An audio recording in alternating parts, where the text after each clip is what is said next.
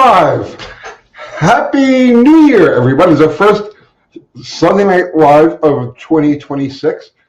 It's actually we're beginning our 8th year of doing YouTube. 8 freaking years of doing YouTube, right? It's crazy. I know we took down almost all of our earliest videos and I deleted them because they were bad. But 8 years we've been doing this stuff.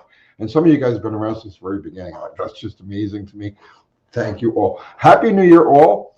We got plenty of people already in here. Nathan McCree, Mexican Spec. What's happening, brother? John Landino, sweaty fat guy.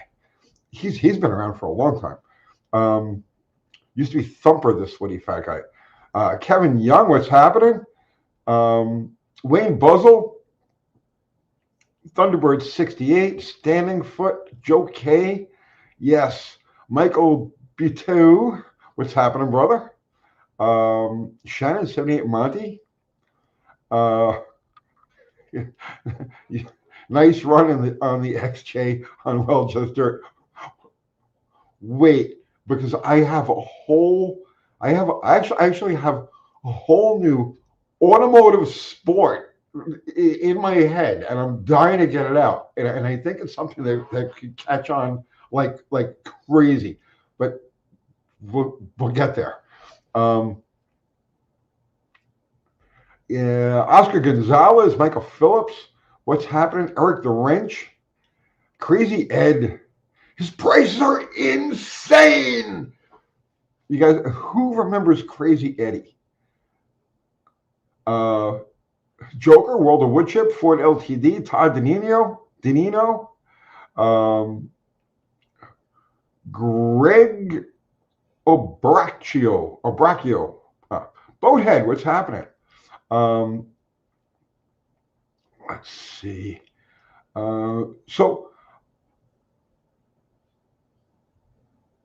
Okay. Did they arrest him and his? I don't know. I haven't been paying attention to the news. I have no idea what's going on in the world, other than like we invaded Venezuela. I have to do a precious metals check for all of you guys who follow along with this stuff with me. China, I believe, is about to open. Is open? Yeah, China must have opened. So gold is up $92.14 at 4,410. Silver, it's at 76.17, up $4.51, 6.3%. Woo-wee! Big gap open. Okay, it's gonna be an interesting night. We're gonna have to be checking in on the precious metals as we go along. I have the nucleus of an entirely new automotive sport, one that nobody's ever done, ever, right? And everybody can participate, and it's dirt cheap, and you can do it almost anywhere, and anybody can do it. Wait, it's the wheels are turning. Zero is in the house. Happy New Year, Zero.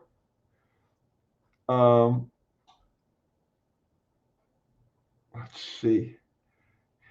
Dave Bowen, Happy New Year, Dave. And Uncle Kathy just brought me coffee, and I said, stick around for a little bit. And she's like, I can't. So she's just wiped out today. So she's keeping the dogs quiet. But yes, I extend hello from Kathy Bananas.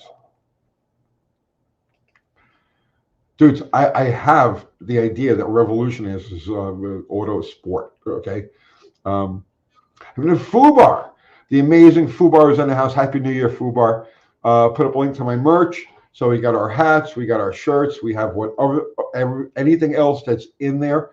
I don't know what's in there. I've never been really to this store, but Kathy runs it and she knows everything that comes and goes. So thank you, Fubar, for putting up a link to that merch. Tony B, dang, I got 2 precious metals commercials before I can get in here. Uncle Tony is on the silver gravy train. I've moved on to copper. So to me, silver is old hat. Oh, been there, done it, got the t-shirt. Now we're on to copper. Copper is my new thing.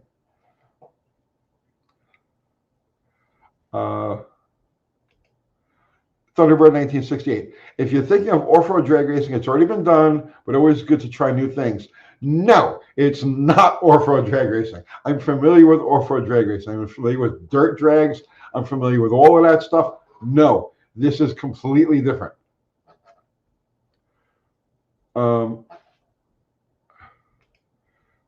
Cass McSenty, can you use the draggy on the dogs? I believe so. I don't see any reason why we couldn't use the drag.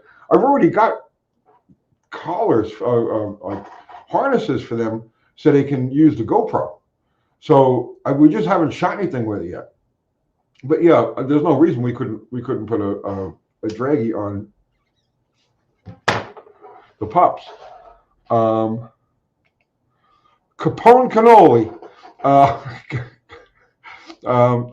Can Uncle Kathy shout me out for my birthday? I'm drunk on Tang.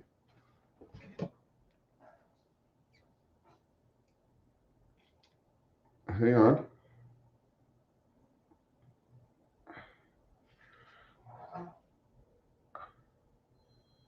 And she's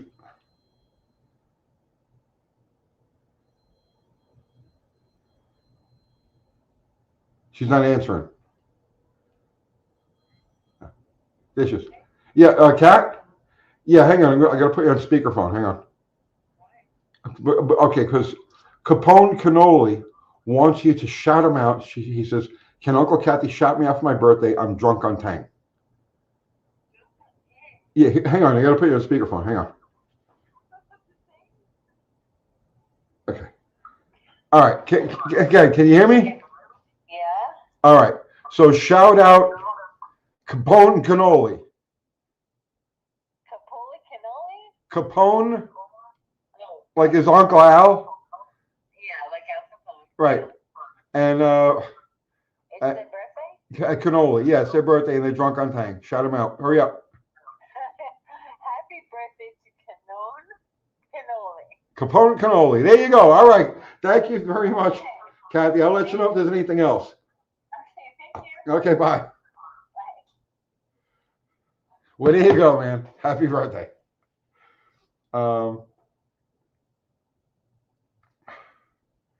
Let's see.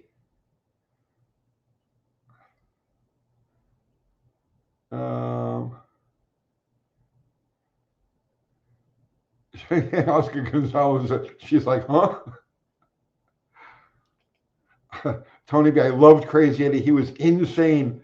There was, so you guys who don't know, back in the 70s, there was a radio place. So they used to sell like all the car stereos and home stereos, you know, whatever they would call it, type of thing, called Crazy Eddies. And they ran, and the guy's name was Eddie Antar, right? So, and he was like a con man. This guy was like into everything under the sun. But he owned these stores called Crazy Eddies.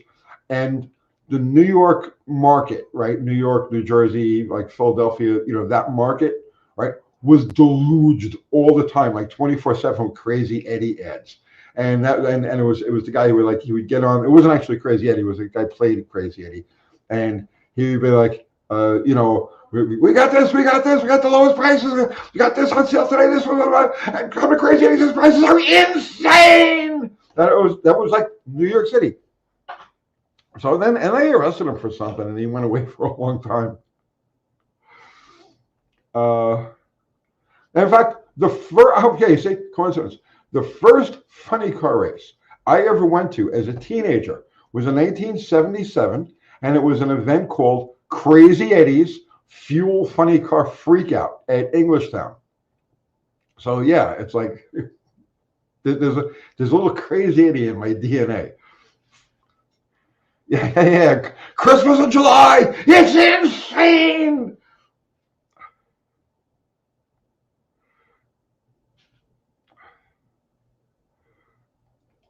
Rocco, like the wig guy from Goodfellas. I'm trying to picture that. I can't picture the. I've seen the movie a couple of times, but I can't picture the. Swamp Rat. It's my brother. It's Normal James, who's in New Jersey, the land of Crazy Eddie.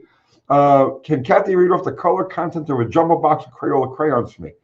She doesn't have one. If she had a box of, yes, definitely. How are you doing, Normal James? Happy New Year, Normal James. Um,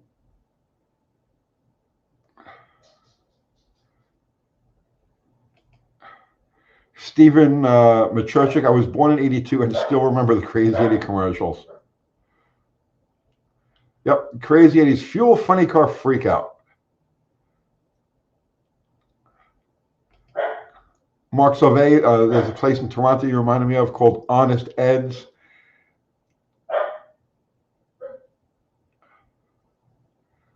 Um,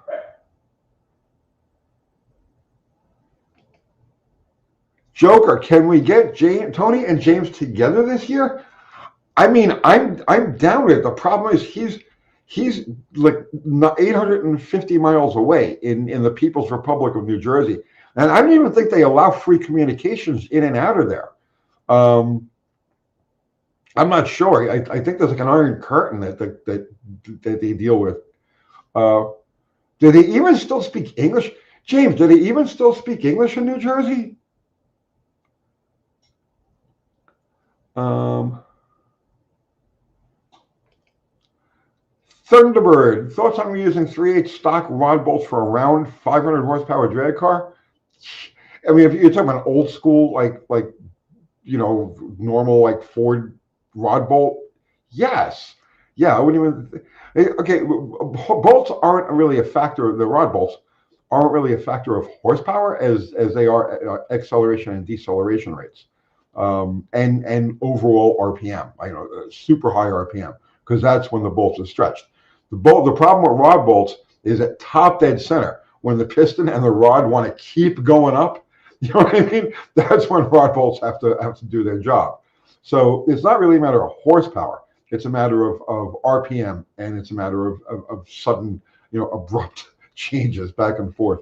Like if you're let's say you're drastically shortening the rod ratio, right? And by shortening the rod ratio, you're increasing the piston's acceleration and deceleration rate.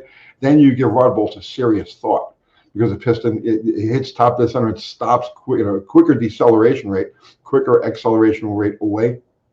So that's when rod bolts start to earn their keep. But horsepower is not really a factor in rod bolts because if you think about this now, right, during the power stroke when it's making power, the piston is pushing down directly, or the rod is pushing directly down on the crank, and the bolts are not even remotely in compression or expansion.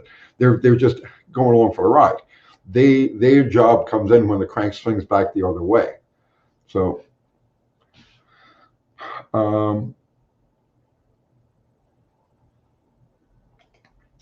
Tony B, they never spoke English in New Jersey. My friend, the late Norman Hector, Storman Norman Hector, used to call it New Jersey. New Jersey.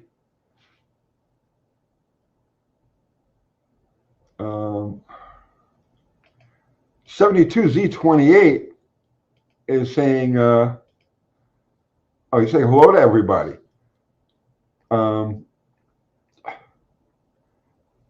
Yeah, that was it. Got to get the thumbs up. Only 46. Oh, come on, guys. We got to get the thumbs up because it really helps the channel. Not that having you guys hang out isn't great and enough to help the channel and help me, but it really helps the channel to have the interactions. So thank you in advance for whatever thumbs up or thumbs down, just reactions. If you hate my guts, that's cool. Just go like this.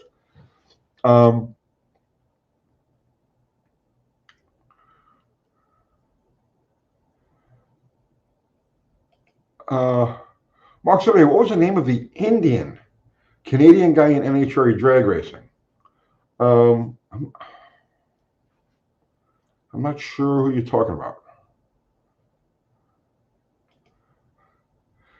Clayton's Toolbox. Would it be possible to have Kiwi back as a guest sometime? You have two to have a fun chemistry. I keep my doors open to Kiwi anytime he wants to come in.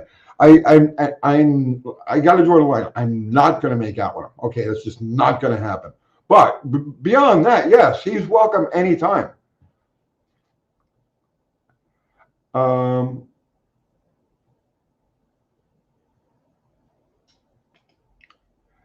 Adria Alvarez, good evening. Have a blessed and happy new year. Yes, happy new year to you. And thank you.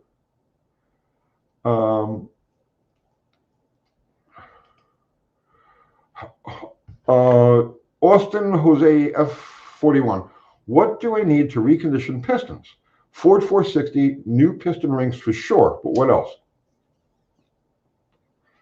There's really not much you can do, right? Inspect it carefully for cracks, especially around the pin, you know, the pin boss, you know, where the pin goes through. Look for cracks there or any like abnormalities there. Carefully scrape out, decarbon, carefully scrape out the ring lands. Don't gouge them. But and I've done so many videos where we talk about that, how to decarbon the rings. Take one of the old rings, break it, drag it through the ring grooves until no carbon comes out. All little stuff like that is really all you can do to a used piston. Just make sure it gets clean. Tony B is saying it's getting weird in here. It never got weird enough for me, man.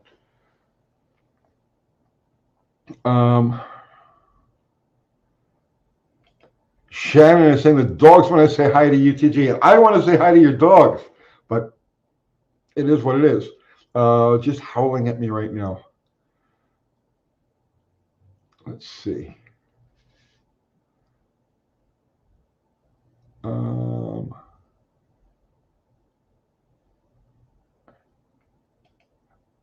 Sweaty Fact, I have a 65-inch TV for a computer mount. Wow. So you're actually counting my mustache hair. Deegan likes to watch dog television on it. My dogs go berserk. Anytime there's any type of animal or anything that even resembles an animal or anything that isn't like just, you know, nothing, right? They go absolutely apeshit. Especially Winnie. She can't handle anything on the TV. God forbid there's like a little animal in the background of a scene in something, and she's boom all over it.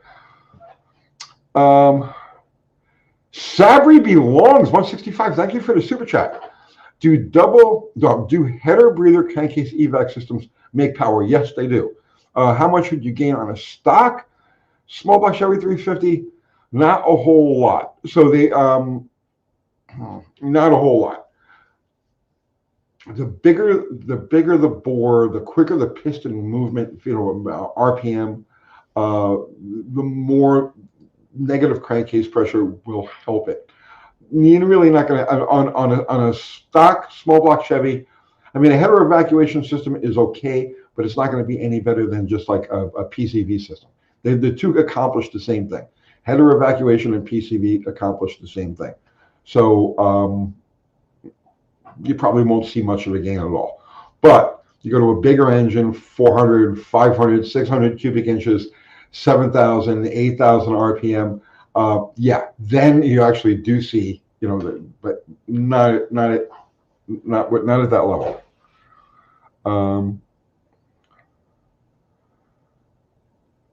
Let's see.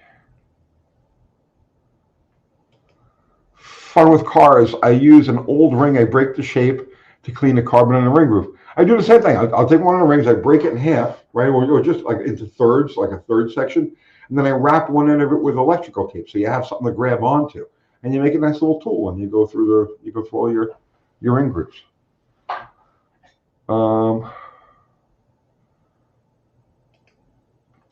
Brandon Kripo. I how to pronounce that. Kripo.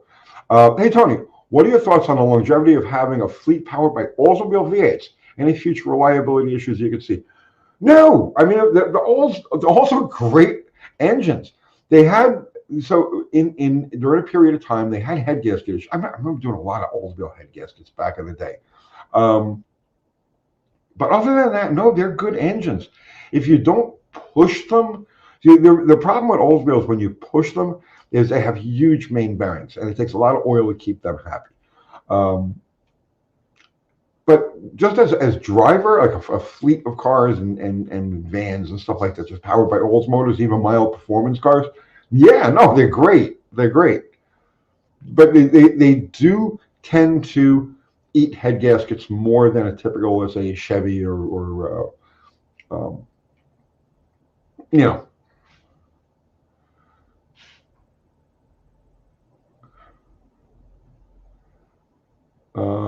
let's see. Buddy Carfano, when adjusting drum brakes, how much drag should there be? Barely any. It should be like you should hear the scraping, okay? So, and it should be even. So here's how I do this. And I did a video on this, right? I did a video on this. Here's how I do this, right? I adjust the brakes until I get, you turn the wheel and you get a slight scrape, just slight. Then I'll take a screwdriver, stick it in through the slot in the back, and center the star wheel. So you push the screwdriver in, so here's your star wheel, and you push your screwdriver in, and you go all the way this way, and then you go all the way this way to make sure.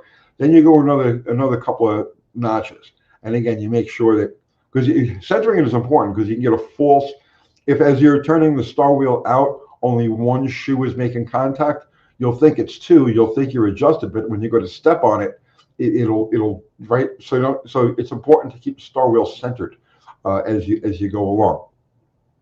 But once you've achieved that, once you know that you've got both shoes that are just lightly scraping on the drum, that's it. Just stop right there. You don't really need drag. Drag is no good, but the contact is good. Just like you want it exactly the same as a disc brake has. A disc brake has just the lightest contact against the rotor. It's always there. You know what I mean? But it's not compressing it. So it's the same thing.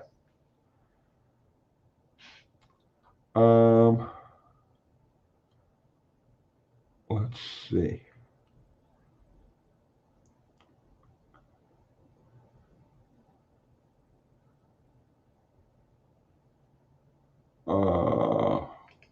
Skipping ahead. Talking about Kiwi and a Marlin. I don't know what you guys are talking about. I know there were a few of Kiwi's watchers in here who saw the post and feed he did on a Marlin. So somebody bring me up to speed on this. I like Marlins.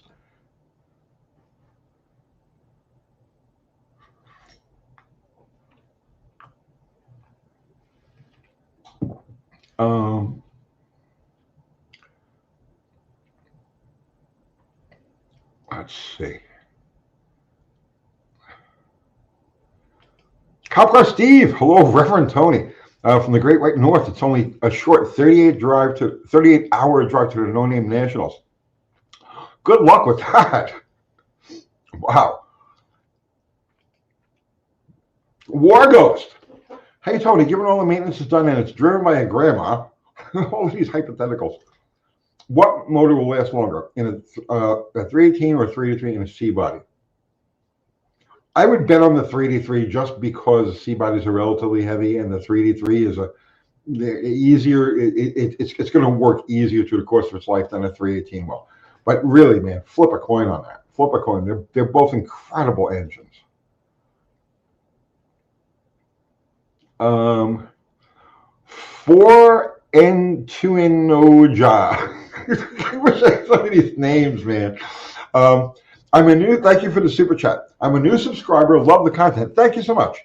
I recently bought a 76 Ranchero with 351M. What's the best mods for moderate power? The same as anything else. Efficient exhaust, long tube headers if they're convenient for you, and an efficient exhaust. Doesn't have to be anything crazy. And a matched cam intake carburetor setup. It has got to be matched.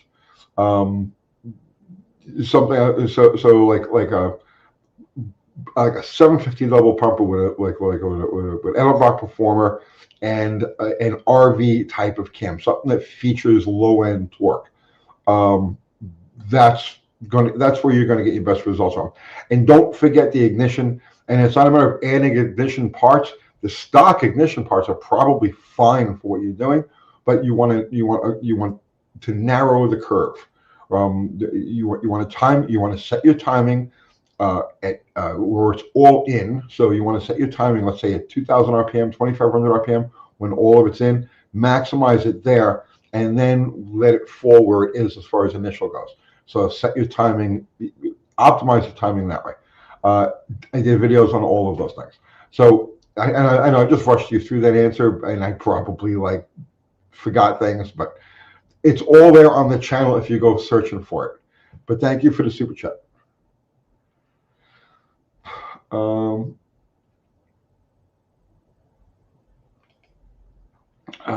Self-do, the 360 has the fatter mains and rod journals than other big blocks. No, the rods are the same. Rods on all small block Mopars, rod journals are all the same. The 360 has a larger diameter main bearing. Wheelie King, yes, that's good. Best mods on the 351M is healthy motor with proper tune. Yes, make sure it's healthy before mods. I should have said that, but that's why I have you, Wheelie King. Territory, do you know if the car culture in Venezuela ever reached Cuban heights? I know so little about Venezuela. I have no idea. I know that they've always had like the world's largest oil reserves. I know that I have a restaurant here that's called Mexiven, that's half Mexican, half Venezuelan, and they got the best tacos in the area. And that's it. That's the beginning and the end of my knowledge of Venezuela.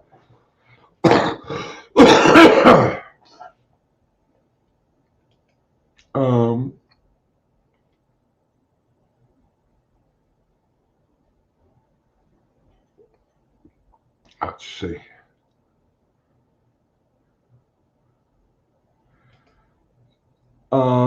Scott, of the 351s, cause Ford, and don't forget there's at least 3 different firing orders among them also, and not necessarily by type. Of the 351s, W, C, and M, which is Windsor, Cleveland, and medium, can one be built with more horsepower torque? Yes, the 351 Cleveland is known as inch for inch, pound for pound, is one of the best engines, American V8s, ever produced. So yes, the 351 Cleveland, by a margin, good engine.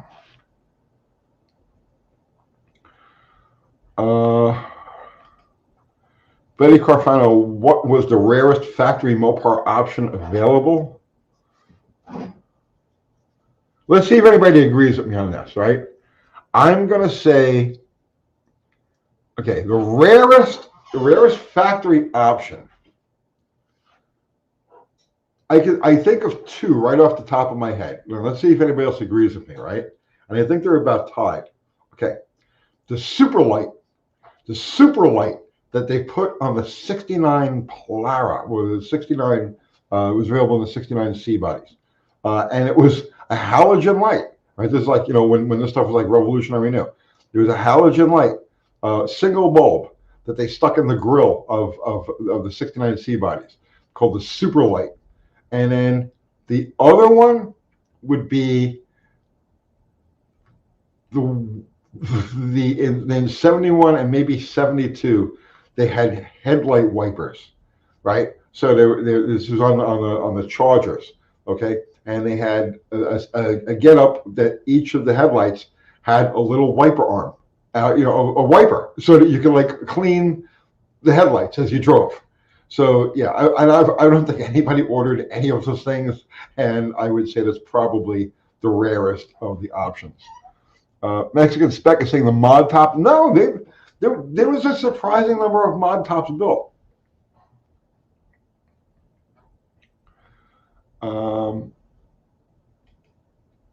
Rocco, rally mirrors on a 70B body, rarer than a super light or a headlight wipers. Well, the recoil wheels are only rare because they built a lot of those cars, but they're only rare because they were recalled. The same thing with the steering wheel, the 1967 sport wheel. It was called the pepperoni slicer or salami slicer because the way it was built, you could get your fingers stuck in between the the spokes of the wheel, so they recalled those. A few of them stayed out there, and the recall wheels weren't rare. They were actually very common, but the cars that were ordered with them before they were even delivered, those wheels were Kelsey Hayes wheels. They pulled them off, and then because the feds said that they weren't safe. They did tests on them, and evidently the wheels, if they weren't properly tightened down, would loosen up, and so they says no, you can't have this. So they recalled all of the wheels. They replaced them with Steelies, because most of them were 15 inches, and they didn't have a 15-inch rally wheel yet. This was 1969. So then Chrysler took all of those recall wheels from the U.S. and sent them down to Mexico. And so those recall wheels that are super rare here, because only a few cars actually got delivered with them, and the owners kept them, like 4 or 5 of them. Or they went all down to Mexico, and they were like a super common wheel. Like they had them on taxi cabs in Mexico.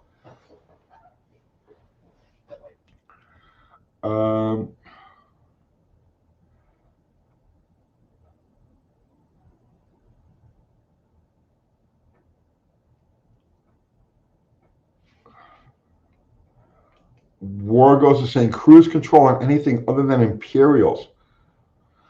No, I can recall several cars, like B bodies. I had a GTX, a 70 GTX. There was cruise control. Not very common, but not unheard of either.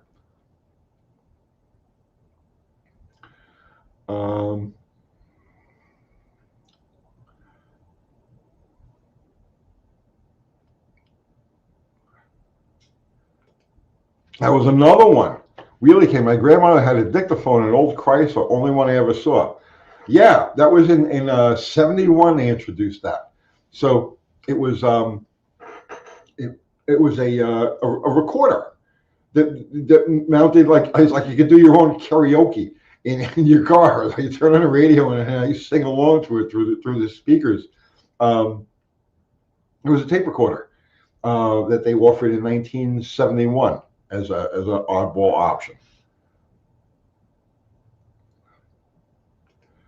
Rocco, the 72 6-pack B bodies might be the rarest. 3 survivors that I know of, 2 Roadrunners and a Charger. Is that right? But I think they show they built 6 or 7 of them total, and that's because it was a regular option. So for 1972, like right up until production started, the 6-pack was just available. If you look at the 72 sales literature, the 6-pack is in. The Hemi is gone, but the 6-pack is still there. And then they canceled it just as they started production. So there were a couple of cars that snuck through, and then they canceled it, and those cars were delivered with 4 barrels.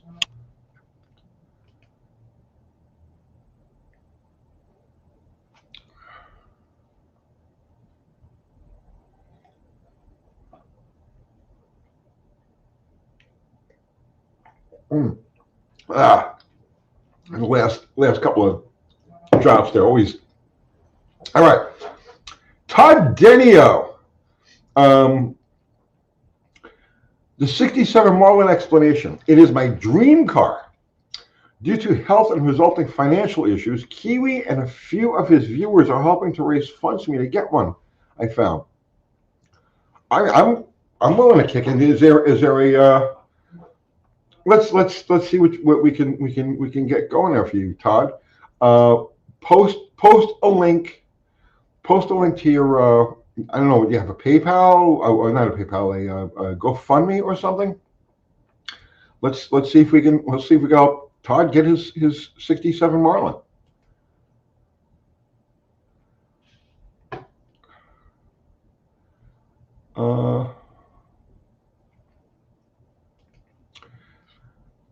Anthony Perna, Tony, isn't the Hemi 4-door the rarest Mopar? You did the video.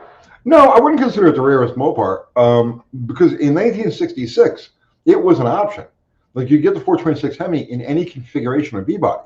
It wasn't that it had to be a 2-door hardtop or a 2-door. No, in 1966 it was available across the board, and only a handful of people ordered it. So there's 3 definite, absolute, confirmed in the flesh cars that exist today, right? Um, Possibly four. So there's the one that's in Garlett's collection. There's one that the white one. There's one that's in, and by the way, I found those cars. I found the red one and the white one, the one that Garlett's has, and the one that's in last time it was in Las Vegas. I can't think of the guy's name who owned it. But I originally found those cars through a column that I did in High Performance Mopar magazine in 1986. I put out a thing. I knew about the two four-door cars because I had the Hemi roster. Chrysler had published the roster of every Hemi car built, and in that list, in 1966, it showed that there were two 426 Hemi four-door cars, both Coronets. So I was like, and I put it out in my column. I says, if anybody has any idea where these cars are, what happened to them, let me know. Well, like 2 or 3 weeks later, I get an envelope from Wichita, Kansas, and I don't remember this guy's name. But I get an envelope from Wichita, Kansas, and it's got snapshots, like a stack of snapshots of both of those cars. Both of those cars were in Wichita, Kansas. Two separate owners. They didn't have any, like, they may have known each other, but it's not like they were part of a club or anything like that. And that was it. It was the two four-door Hemi cars. And this guy sent me all of the pictures with all of the details and the VIN numbers and torque boxes and pictures of all this stuff, confirming that they were real. So I'm going to take credit for finding the two four-door 66 Coronets. Now, after I published the story on those cars in High Performance Mopar magazine, a guy in Canada sent pictures of his brown or gold 66 Hemi Coronet. And it was all the pictures documenting it. This guy had he had an RO23 hood scoop or a WO23 hood scoop on it, but other than that, it was completely stock. So that was three that I knew confirmed in the flesh. Then I get a letter from a guy in Sweden. This is all back in the 80s. This is. I get a guy in Sweden that has a 66 four-door Hemi Belvedere, and he bought it new. Not Sweden, Finland. It was either Sweden or Finland, right? And he had all the documentation showing that they bought this car new, and it still existed, probably still exists to this day now. And that was a factory four-door car. Then I get a letter from a guy who says, my mom had a 66 Hemi Belvedere four-door, okay? And the car, he doesn't know what happened to the car. It was green, and his snapshots, this was great. There's snapshots of this kid like he was a toddler, like sitting, standing on the floor, and his mom bent over the fender, setting valve flash, and he sent several snapshots of this from when he was a kid. So I know that car existed also. So, boy, I just ran off on a whole four-door Hemi car tangent, but the four-door Hemi cars are absolutely my favorites.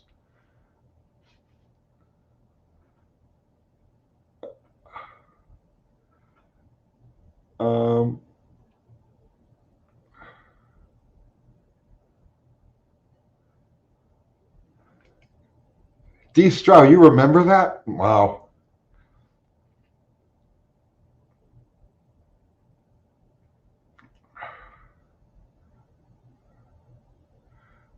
All right.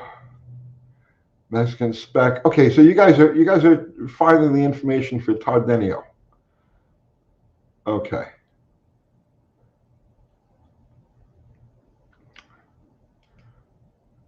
Scoop saying a 67 Hemi Belvedere wagon would be cool. All right, so two legends about that. Two different cars. One was that Petty okay, so there's one of them. Guy was running around with a car called the Hemi. Wait, what was it called? War Wagon or Hemi Wagon? I don't remember. It was a Plymouth Hemi wagon. It was supposed to be factory, but it wasn't. It was a dealer installed thing. After they traced back the paperwork on it. But there's a legend that Richard Petty had one. He wanted a parts chaser. So Chrysler put him together a 67 Belvedere station wagon with a 426 Hemi. But there's never been any documentation on that. So that may or may not have existed. Probably did because I couldn't see the petty guys like making up stories.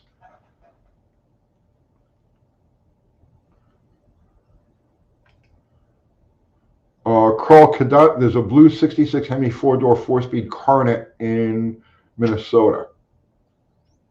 I'd like to see pictures of that. Not that I doubt you, I would like to see pictures of that.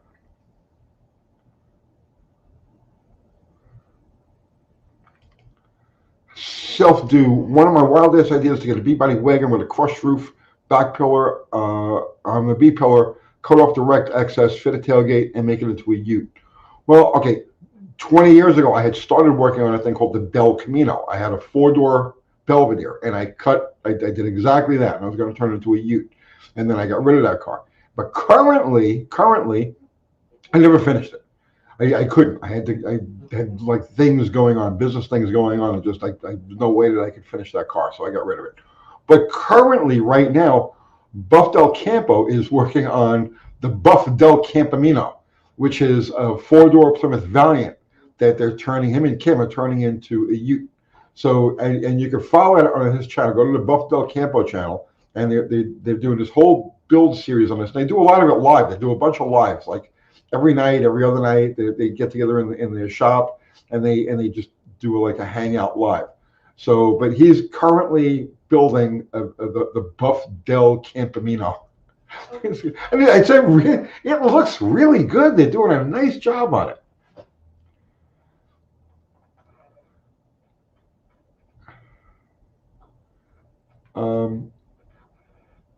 D. Stroud, I remember reading somewhere that the New York State Police had a 68 Fury that they experimented with that had a Hemi installed that hit 155 miles an hour.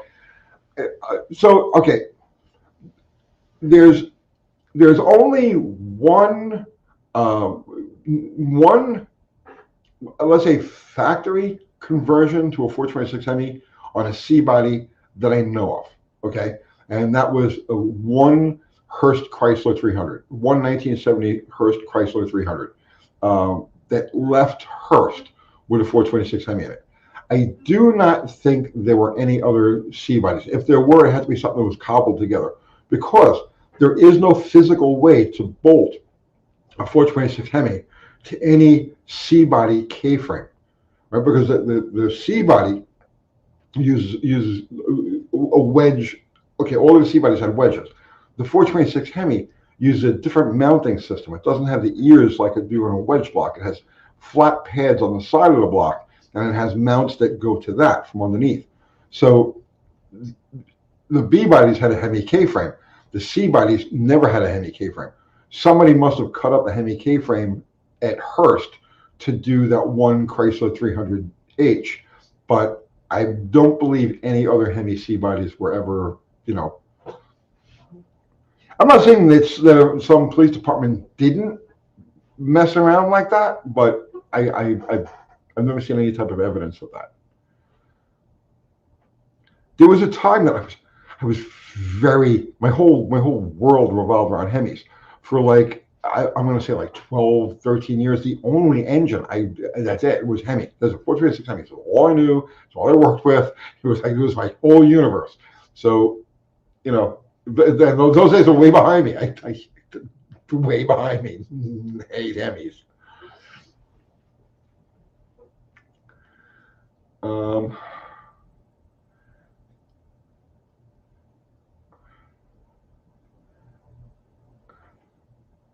Let's see.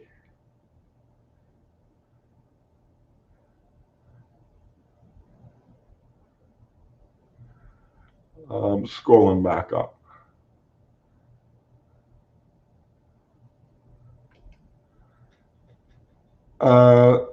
Sweaty Fat Guy, Tony, should I make my 64 Tempest wagon that I won in an online auction for $5 a 2-door wagon? Listen, if it's roached enough that you won it $5 on an auction, yeah, man, do it. Do it like a panel wagon, right? That could be pretty cool.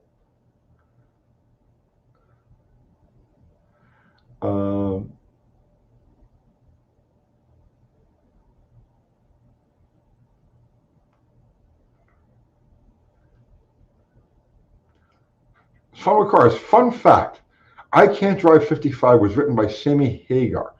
All right. Who got a ticket from a New York State trooper coming back from touring in Europe, driving from Albany to Schenectady. I could see that. I could see that.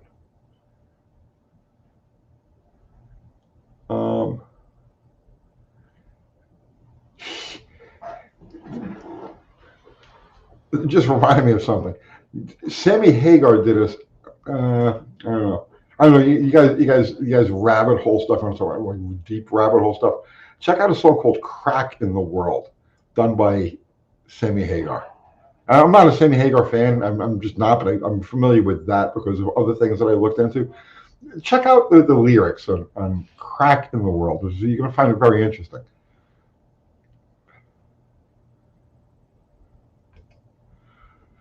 Bob Bump, Uncle Tony, I dig that you're not into visitors. Well, at least not from this planet. I welcome visitors from other realms. Honestly, I really do.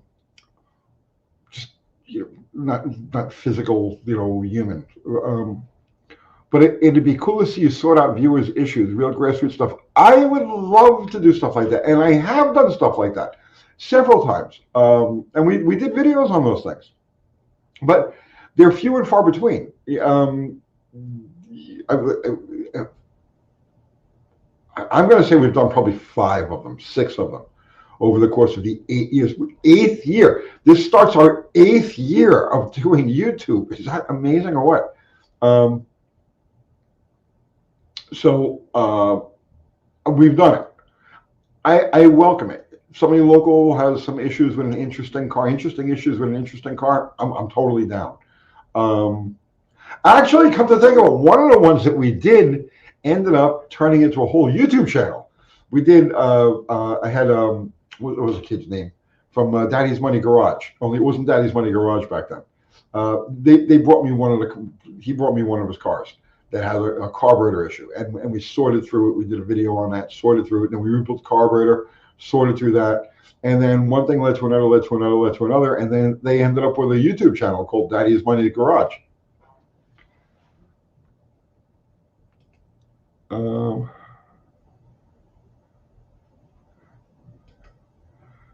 Patrick, yeah,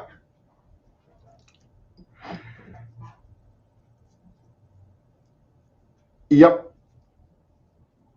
yep.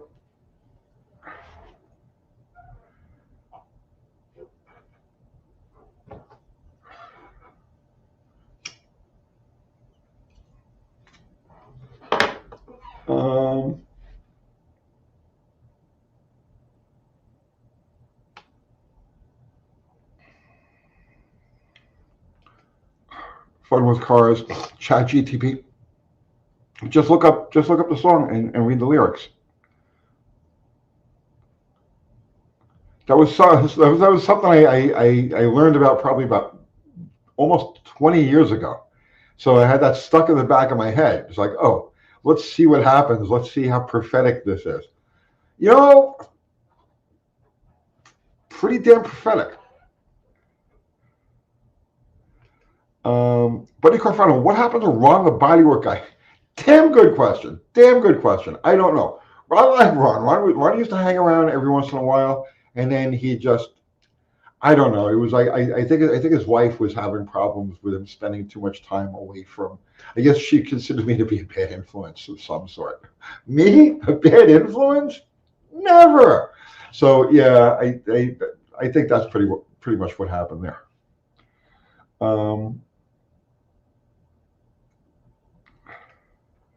Yes, Patrick, it is. There's actually a lot of stuff like that, but because he got brought up, that's what made me bring it up. I have to do. I'm dying of curiosity, guys. You gotta give me 1 second here. I gotta do a quick precious metals check. Let's see where we at. Where we at? Okay, it's 7:51 Central Time.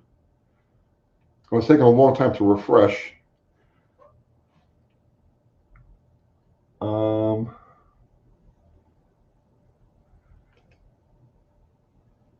And let's see. Mexican Spec is saying, Tony, to help Todd Denio 3200, funds can be sent to Kiwi Venmo at Christopher Slee 1 for the Marlin project. Okay. All right. We lost a little ground here. Gold is at 43.92.79. It's up $73, 1.71%. Silver is moving back down a little bit. Looks like a top out of $76. Currently at 75.32, up $3.66, 5.1%. Okay.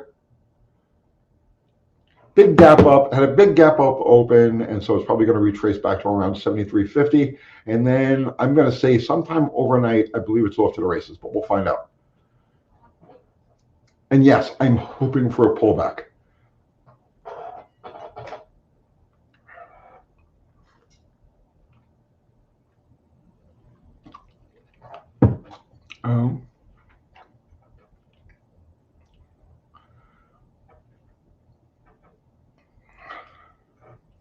Silver is not a joker. I just literally, just now, read the live report and just right up the ticker.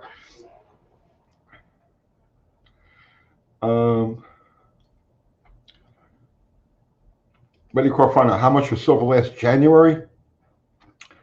I'm going to say it was like probably around $27 last January, $28.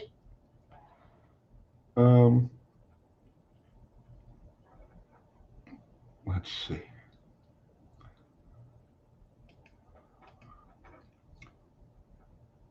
Will S, 644. Tony, you talk a lot about big blocks. Do you want to talk a little about a high RPM build? I'm working on a 29 crank Windsor project. You know, here the reason why I don't get into that sort of stuff on this channel is because at one point, right, if you go back to like the 1960s and 1970s, even into like the early 1980s, there were many classes of racing where there were cubic inch limited, right? And so small displacement engines were a thing. Super high RPM, small displacement engines were very popular. So that's where you get these, and to meet certain cubic inch limits, circle track racing and drag racing. You had a lot of like D-strokers and 11 and 12,000 RPM, you know, very tiny inch Fords and Chevys. Chryslers were never really built at that level. Well, I shouldn't say that. Pro stock W2 combinations of the late 70s were up there in the 10,000 RPM range. But since then, right, like in the current world, there really are no cubic inch class limits. It's not like the old days. And so there's no real purpose to building a small inch engine other than the novelty of having a small inch engine. Does it make any sense? And so while I do really like that stuff, I'm intrigued by it. It's neat. It just doesn't have a place in the modern world. So that's why I generally don't get into stuff like that. But I mean, it's neat. I build the thing you want to build, but it has to have a purpose for me.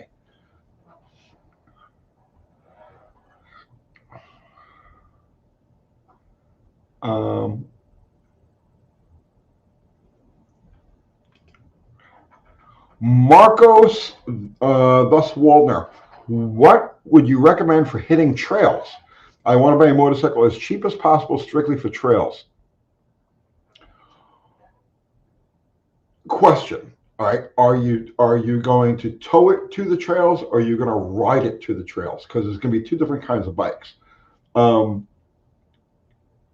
If I was in the market for a cool trail bike that I could ride anywhere, like ride it to the trails, ride it on the trails, and then ride it home, cheap, fun, easy to work with, like in other words, like, not too heavy or ponderous. I know people, they love the KLR 650s and stuff like that, but that's not a trail bike. That's an adventure touring type of bike. I would go to Himalayan, and I actually looked at them. I thought about it, and I would go to previous generation Himalayan, the air cooled, the 450. The current one, I would probably stay away from that one. But I would be looking at a 3, 4, 5-year-old Himalayan, and I see them out there for like $2,500 in good shape. And that's a bike that you can ride. If the trails are 100 miles away, you can ride it through the trails, enjoy the trails. It's a light bike. It's got lots of ground clearance. They're friendly bikes. Now, I haven't ridden one. I've sat on them. But by all accounts, I've never heard anybody say a bad word about the Himalayan. So and that's one of the reasons why I was looking at one myself. That's probably the bike I would go for.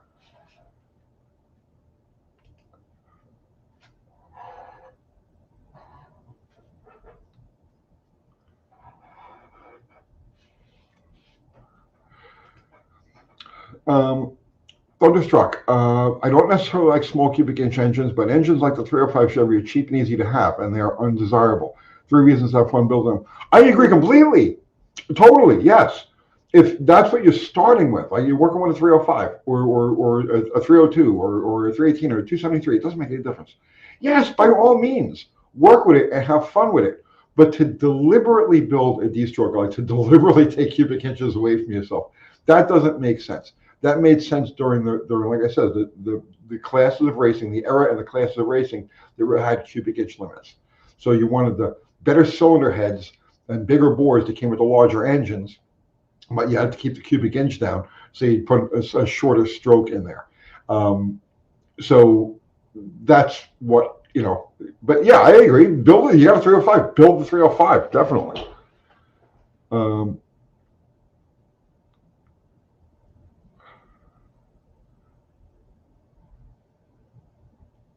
Let's see.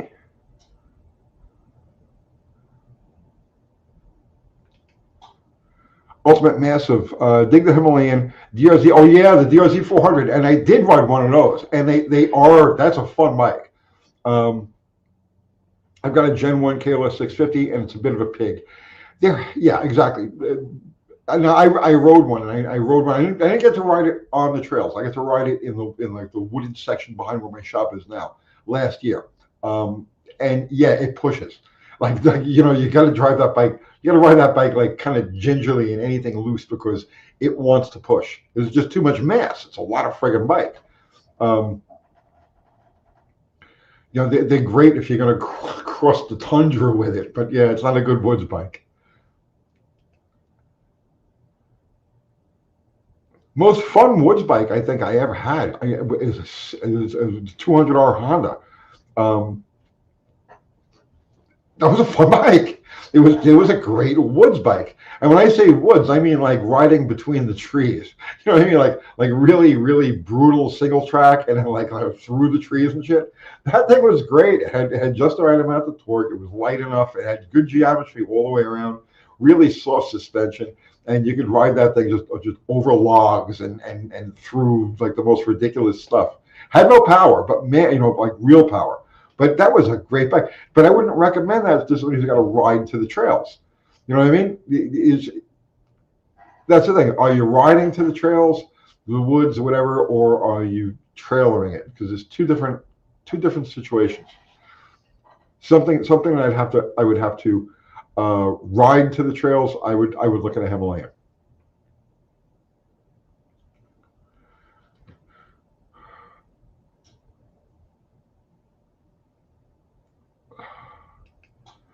RM 125, excellent in the sticks. Yeah, but that's a dirt bike. Okay, that's for that's for motor. It's a motocross designed bike. It's a motocross intended bike. I had an RM 125. I had at one point I had two KX 125s and an RM 125 and a KX 250 in my home stable. This was back when I was in New York, and no, the RM 125 was a great bike. It was like the throttle was like a rubber band. It was zing. It was beautiful, but not nearly as fun or good of a trail bike as that underpowered Honda was.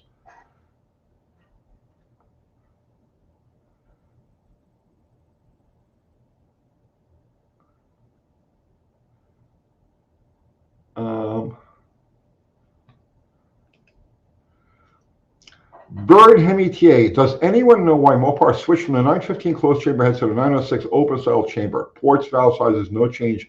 Even the chamber shape extremely similar. Because in 1966, they announced all of the timeline for all of the different emissions regulations that were coming. So in 1966, like what was it, 65, 66, I don't really remember. That's when the PCV became standard. That they started, so the government announced the coming changes. So in 1968, we're going to do this. In 1969, we're going to do that. In 1970, we're going to do that. In 1971, and all the way up to the catalytic converters in 1974, 1975. So because Chrysler knew what the timeline was for emissions, that's when they introduced the, and also 68 is when the California emissions came in.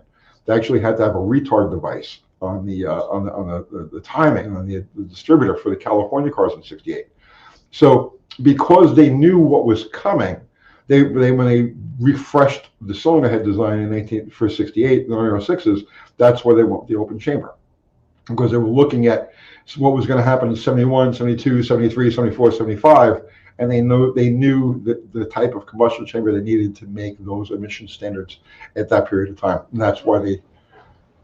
You remember, right? A lot of things that they did, a lot of things that the manufacturers did in let's say the late 60s or the very early 70s. People are like, well, why did they do this? Why did they do that? Because they knew the handwriting was on the wall. They knew what they were going to be up against in the early 70s, and they have to plan their products years in advance. So that's why you see a lot of handicap situations start to pop up in the late 60s on production cars.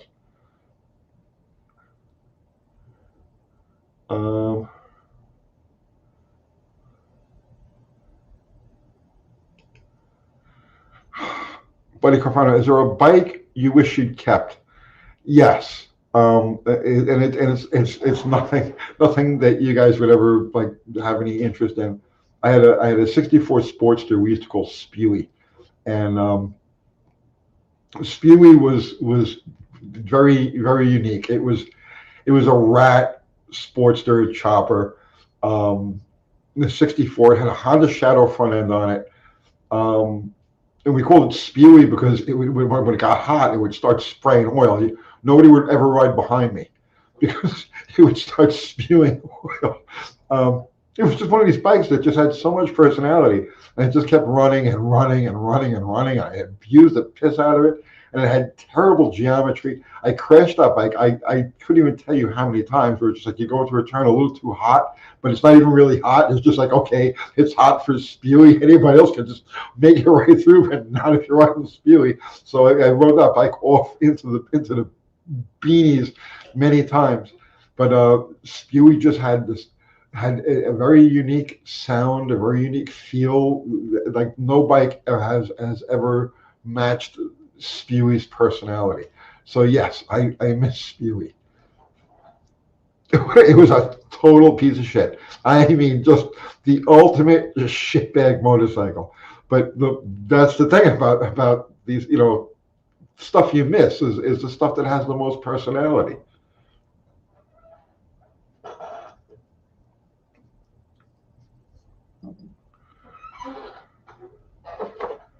When I first moved to Tennessee, I was only here about a year, right? And I had this friend, Richard Green. I haven't seen him in a long time.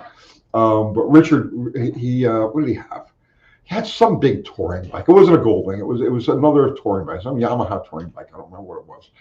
And he was like, "Come on, let's go for a ride down at Chattanooga." So I was like, "All right, sure, right." So I had several bikes I could have chosen, but I took Spewy, which was just the worst mistake. So he had this route that he had mapped out. Like this guy he lived to ride. That was his total thing. He just wanted to be on the road.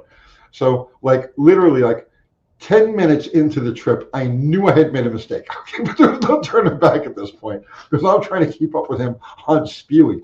So we end up on this curvy uphill, downhill, crazy road, right?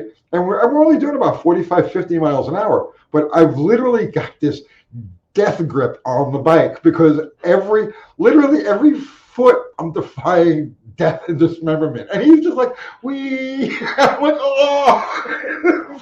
And this went on for like hours, hours. And there was no communication between us, and until we had to stop for gas, there was no way to tell him I can't do this. So finally, we get to this like one S turn, like it's like a downhill, like sweeping S, like kind of like a switchback kind of thing, right? And we only got about 30 miles an hour. I mean, we're just barely crawling. And I'm like, oh, I saw the woods coming up and I saw the trees coming up. And I was like, go, Spewy. And I let go of the handlebars and kicked myself off the pegs. And I landed on my ass. And I watched Spewy go right into the woods. But the thing about Spewy was it was so hurled to begin with. You couldn't hurt this freaking bike. So I walked into the woods, I pulled it back out, kicked it, fired it right up, and kept going on the trip. But like that's the kind of bike you, and my tailbone, man, I landed right on my tailbone. That hurt for months. But yeah, it's Spewy. Oh God, I missed that bike.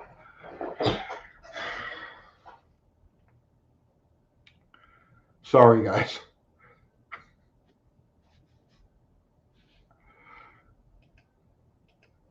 No, that wasn't the death of Spewy. Spewy stuck around for years after that. It was after I got hit on another motorcycle. I was making a left turn, right? An intersection. I was going to check out a band that was supposed to play at my coffee house, and they were playing at a house party.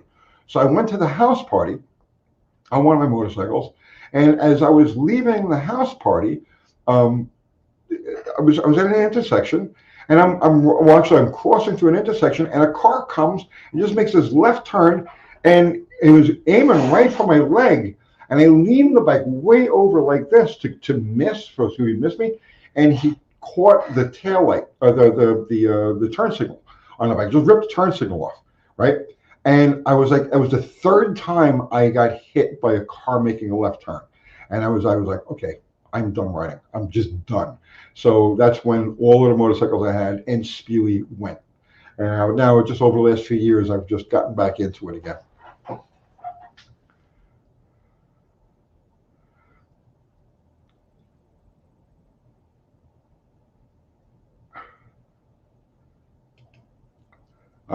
Marcos Waldman, how have I never heard of Spewy? I've been watching since the tag job video. Can you tell us what kind of bike it was? It was a 64 Sportster. It was a 64 Sportster with a Honda Shadow front end on it. Now, I didn't mount the front end on it. Somebody else did. I got the bike this way. It had a Honda Shadow front end, and it had handmade triple trees on it. So, and I mean like rough. I mean like somebody took like a block of aluminum and hacksawed it out. It was such a rough piece of shit in every possible way. Terrible geometry, terrible everything.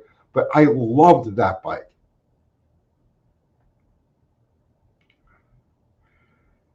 It had, to me, in my mind, it's like to me, the Sportster aesthetic is long and skinny, right? So, and Spewy had like the seat was this wide, it had a peanut tank. The seat was this wide. It was only exactly as wide as the back fender. So you looked at Spewy from like the top, and it was just like a straight line of like. To me, I just that's the Sportster aesthetic that I look for.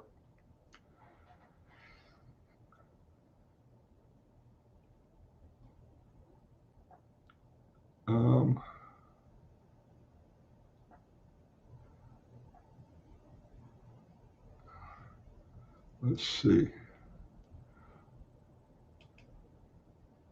Bird Hemi TA. We're here with a 72 400 HP. I want to make a rev happy 6200, 6500. That's not out of the question. Is there a good option for lightweight pistons for the 400, or do I really need to do the 451 for the shorter piston? No, the 451 is a good combination. I'm going to tell you. That's probably that was so. I know this isn't what you're asking, right?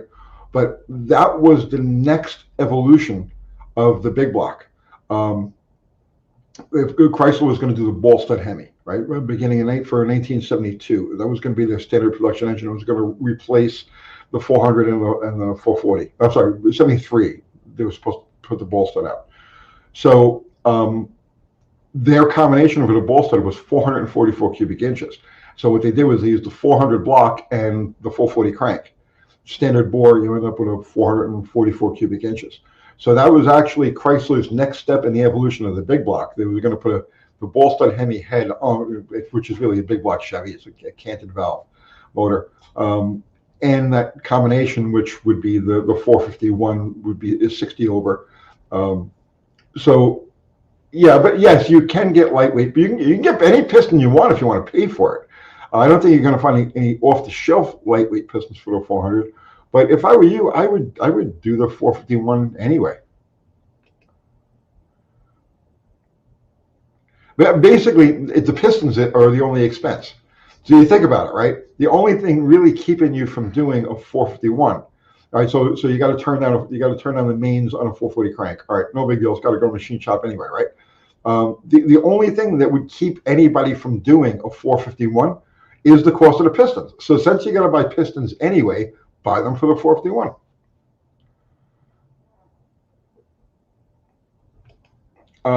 Self-do, wouldn't a ball stud Hemi just be a kludge of a 440 and a 454 Chevy? Exactly what it was. Exactly what it was.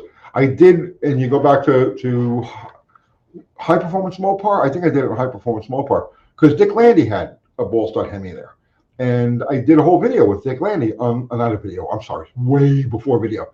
I did a story on the ball stud Hemi with Dick Landy, and that was exactly what it was. In fact, we were both like, yeah, it's a Chevy, right? Of course, it's a Chevy. So yeah, that's exactly what it was. They were taking the ball stud Hemi was basically the regular Chrysler short block with big block Chevy cylinder heads on it and a big block Chevy valve train.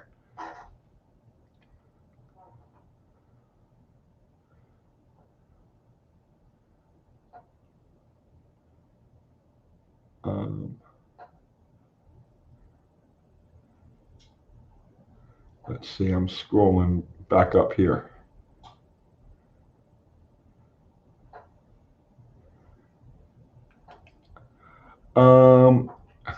Albert Tobu, what's your take on the retrofit 12-volt AC system for classics? I am very curious about that. Somebody did a video, or did a couple of videos on that, and on the 12-volt conversion AC systems.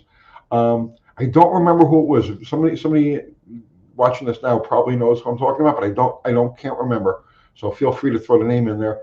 Somebody did a video on those systems, and I'm very curious about it. But because it's winter here now, I'm not really thinking about AC. But that is something I would be interested in for one of my vehicles, for my Charger. So yes, I don't have an opinion on it, but I am very curious about it.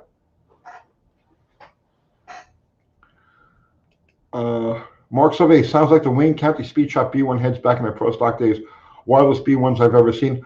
Because that was legitimately a big block Chevy. Okay, that wasn't even a pretend Chrysler block.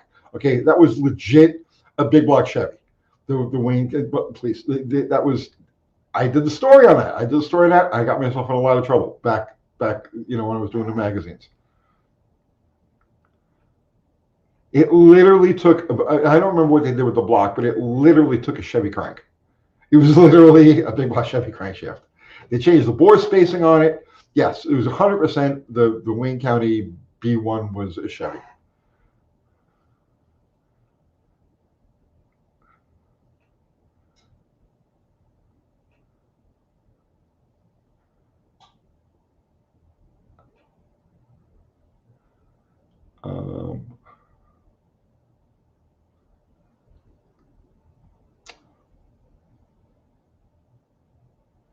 Pole Barn Garage.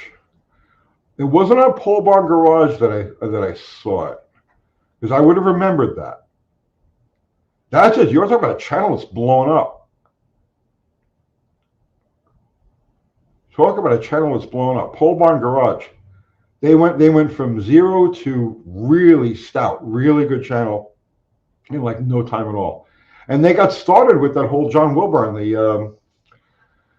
the No Name 500 was where they got their start. They did the goat, the Holy Goat, And yeah, boom, took off like a rocket. Good for those guys.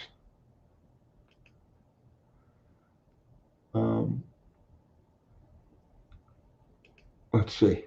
Clatra, Tony, I know you're a remote pump man. Will a small input top loader stand up to 550 foot-pounds? I can't really give you an answer on that. I don't know. I don't know the weak points on those transmissions. I'm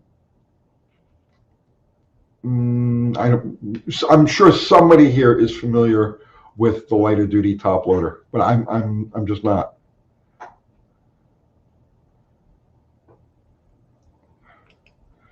Mexican Spec is saying Pole Barn Garage also got a lot of stuff from being on Junkyard Diggs channel a few times. Well, that'll do it. That'll do it.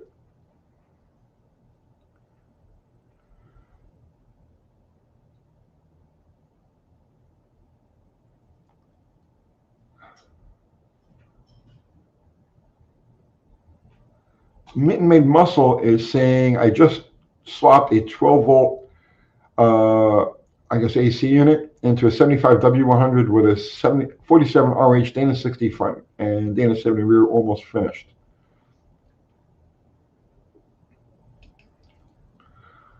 Um,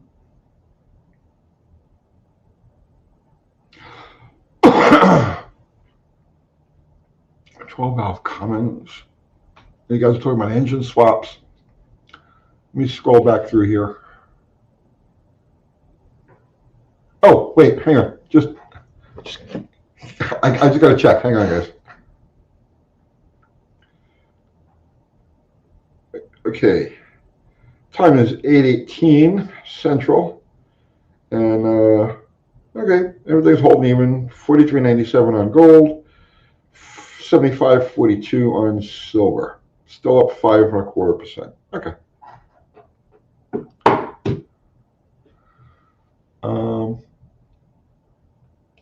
Let's see.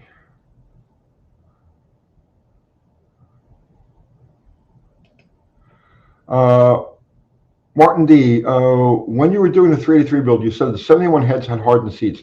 I thought the hardened seats came on the 42 heads and 72 with the 400. As far as I know, all of the 906s had, but wait a minute, weren't they? No, they weren't. As far as I know, all of the 906s had hardened seats. You can actually look at the take one of those heads apart, and you can see the coloration around the seat. But I couldn't tell you if there was a mix or which year may have had them or didn't have them, but those heads had them.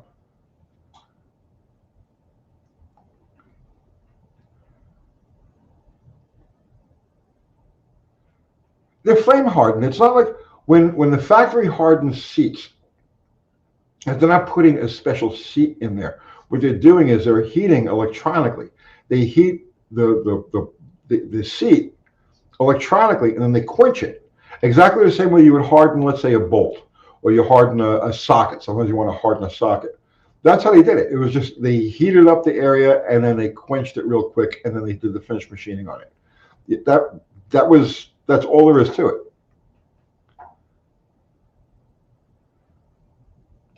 And yes, that's right, Martin. 71 had 342 heads. That's what these were. They were 342s.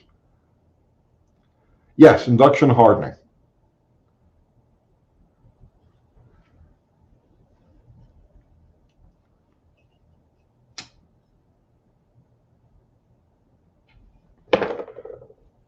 Okay. Jimmy Luce, thank you for the super chat. I saw the hood up on Bottle Rocket in the background of your latest video. Does it mean we'll get to hear it roar again soon? Yes, but I can't tell you when.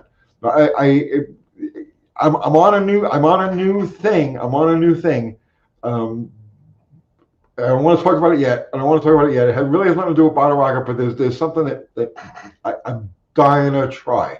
So soon.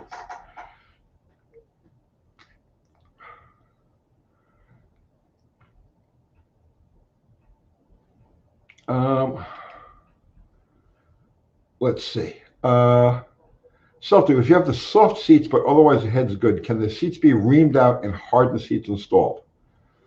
They do install hardened seats. Yes. And I'm sure somebody can, I mean, you have to talk to a machinist because all of these heads are a little bit different.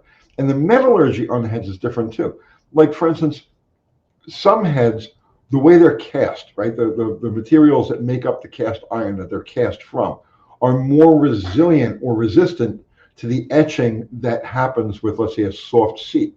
So some of them are just some heads are cast out of like silly putty, and no matter what you do with them, it'll etch out, it'll sink valves. Okay, and other heads, without actually having to go through the process of hardening them, are strong enough. They resist the etching enough that you don't need to harden them. It just depends on the head, on the manufacturer, on the head, on the year of production. They're all a little bit different. So you actually have to take it case by case. Which heads do you have, and what's the circumstance with those heads? And if you talk to any machine shop that does cylinder heads, that's been doing cylinder heads for any amount of time, they'll tell you right off the bat whether it needs it or not. But it's going to be individual to your specific set of heads.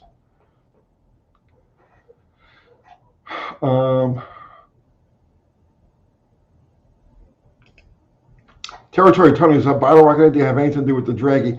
No, actually, no. It has nothing to do with bottle rocket at all. It does have to do with the draggy, but it has nothing to do with bottle rocket. And this, I got to answer that in a second. This is like totally new. Like nobody's ever tried this before, or nobody's ever promoted anything like this before. And I have this idea in my head, and when I send it, it's people are gonna be like, "Ah, great idea!" It's something that anybody can do. Anybody can participate in almost anywhere, completely legally, right? Like 100%. Like the cops could actually participate in this, and it's okay. Wait till I drop this. I'm still formulating the details.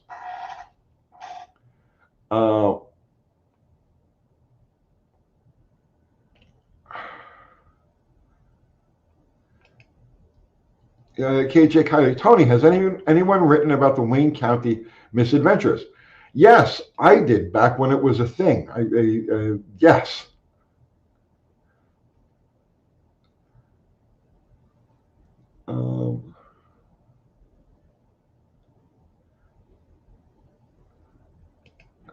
Nicholas Sagnew, I'd say if the heads are iron, then don't worry about the seats. No, not true. First off, if the heads are aluminum, they have pressed in seats. Okay, and they're generally going to be hard no matter what. Okay, you're not going to find a soft press in seat, right? But the for iron heads, that's what I was talking about. Because some heads, like for instance, let's say the late 60s, early 70s small block Fords, like 302s. Super soft castings, right? They etch, they sink the valves, they sink the exhaust valves. Like from the day you start running them until they actually just stop running, it's always sinking the valves. It's just the metallurgy. It's what those heads were cast out of. You take a 906 Chrysler, on the other hand, which some I'm familiar with, not that the Chrysler, okay, but those things never sink valves, and they weren't quote hardened from the factory. So it depends on the head. It depends on the year, and it depends on the individual cylinder head.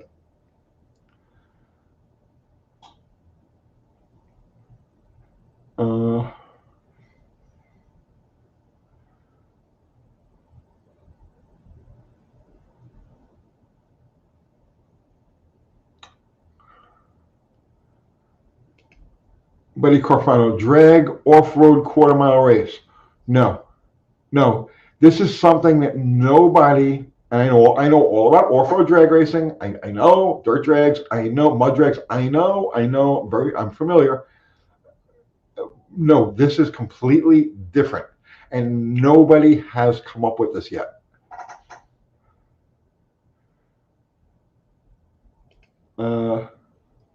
Heavy Orange. Hey, Tony, your last video on the bushing made me think about tools. Have you been on the Snap-on truck lately? I have never been on a Snap-on truck. The Snap-on truck is not a place for me. Those guys have been completely batshit insane for as long as Snap-on has been around. No, I have no idea what goes on a Snap-on tool truck.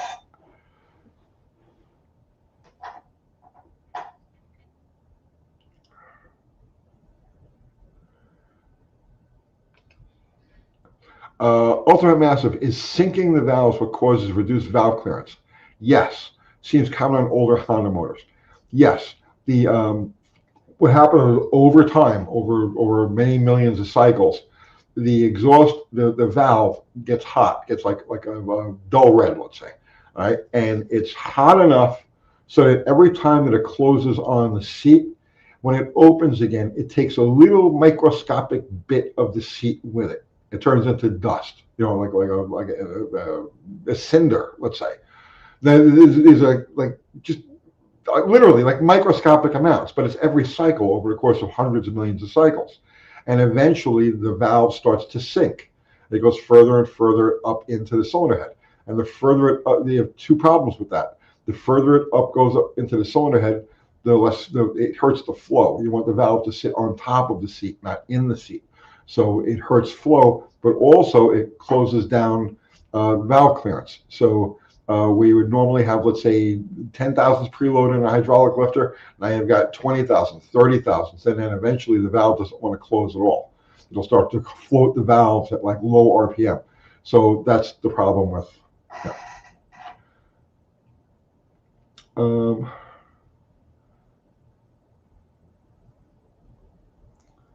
You calling it quits? 72Z28? Good night, brother man. Good having you here. Kevin Smith, is it boring being a Mopar fan only? Just curious. I'm not only so if you know my channel, okay, I'm doing this for 8 years. Our 8th year we're doing this now, right? You'll notice that I have experience and I have knowledge with every brand. I've been there, done it, got the T-shirt with every brand. I've had personal experiences. I've either owned them or worked on them or dealt with them in one capacity or another. I'm familiar with the history of each of these brands and the evolution of each of these different engines. And I've done countless videos. So I'm all over the world of classic American, muscle car era, classic era cars. Actually, right up to let's say the late 90s. But I only own Mopars because it's easy for me to keep parts in stock. It's easy for me, like how can I explain to you? They're the most familiar. Like, if I'm going to have a challenge, I want to have the challenge on your car. I want somebody to pay me to have a challenge, right? If I just want to have fun, I don't want any challenges. I want to be able to work on stuff with my eyes closed. I don't want to have to hunt for parts. I want them on my shelf. I don't want to have to dig into my pockets and buy parts. I want them on my shelf. And when I take something apart and I put it back together again for myself, I want to be able to do it with my eyes closed without thinking about it. I don't want a challenge. So I've always been partial to Mopars, and therefore I've always surrounded myself with Mopars. And really classic era Mopars. My allegiance to the brand doesn't extend past, let's say, the middle 1970s into like the very early 1980s. Beyond that, I have no allegiance to modern Chrysler Corporation. Like, it means nothing to me. It's not even Chrysler Corporation, Stellantis, modern Dodge, modern Chrysler. It means nothing to me.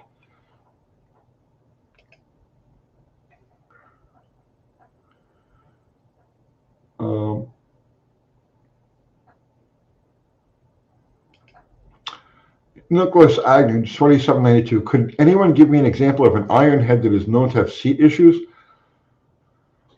Mid to late 60s, small, actually all of them, come to think of it, small block Chevys. 67, 68, 69 small block Chevys, they would sink their valves constantly. I don't know the casting number off the top of my head. Look up the casting number for an 1868 350. Whatever casting number it is, it's known for having sinking seats.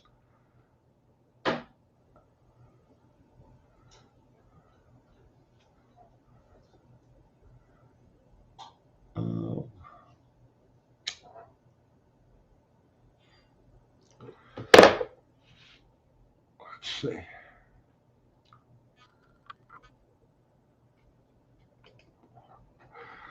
Kevin 91 GT Wade, thanks for your old points videos. I was able to get an old Case 1835 skid steer started. There you go. Thank you.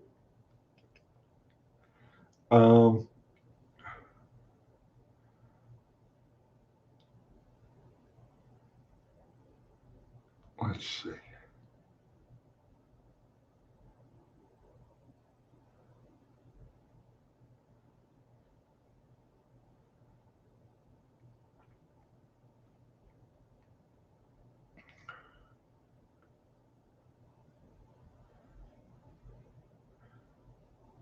What was that?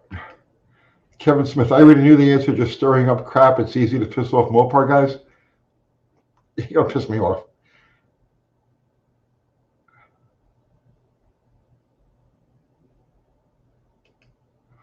Marcus Walner, let's get this straight. The reason you bought the minivan has absolutely zero to do with your allegiance to old school Mopar.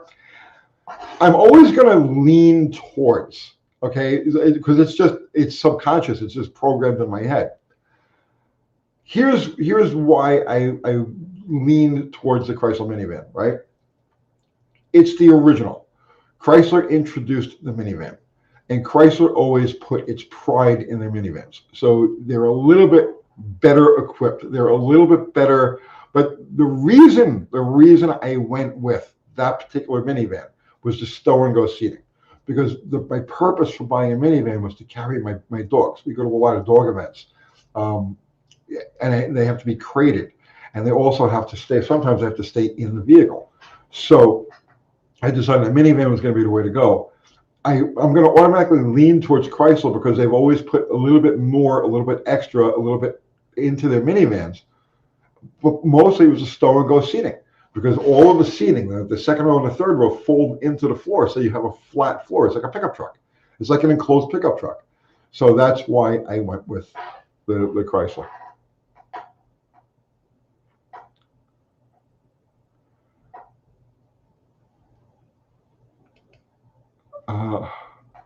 Mike Boger, Tony, what magazines were you involved with? What magazines wasn't I involved with?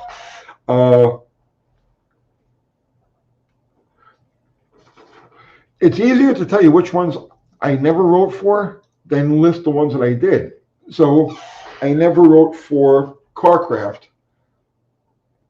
I never wrote for Carcraft. I never wrote for Popular Hot Rodding. I never wrote for like Chrysler Power. I never wrote for, I'm trying to think of popular magazines. Like obviously I never wrote for Super Chevy or anything like that. That about sums it up. I was the technical editor for Vet, High Performance Pontiac, Muscle Cars, Cars Illustrated, and a writer in those magazines also. I started High Performance Mopar at CSK, then I started Mopar Action over at Harris. I wrote a lot for Superstock and Drag Illustrated. I did a couple for Hot Rod. And I'm forgetting. I know I'm leaving a lot of magazines out of the loop. But yeah, I was around. Yeah, Muscle Mustangs and Fast Fords.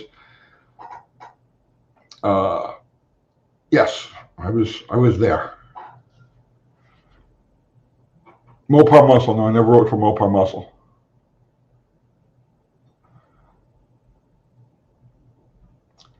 No, I never wrote for Rod and Custom. But that's kind of out of the genre.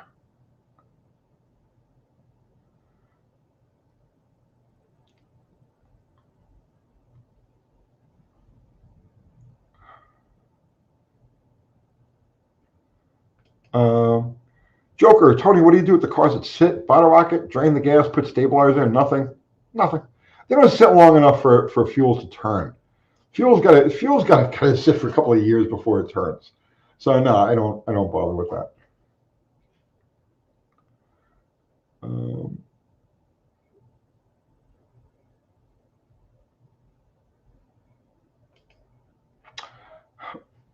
Mr. Romantic, GM has always had really great ideas and good products, but they always find a way to make it a gigantic piece of shit. But isn't that true of all of them? It's not just GM, man. It's all of them. They start off with a great idea. The first year of the great idea is a little bit of a a little rocky. The first year of every introduction is rocky. Then the second, third year of whatever product it is, it peaks. It's the most amazing thing. And then the bean counters kind of take over, and it loses something in every generation after that. So yeah, it's not just GM. It's all of them. It's across the board.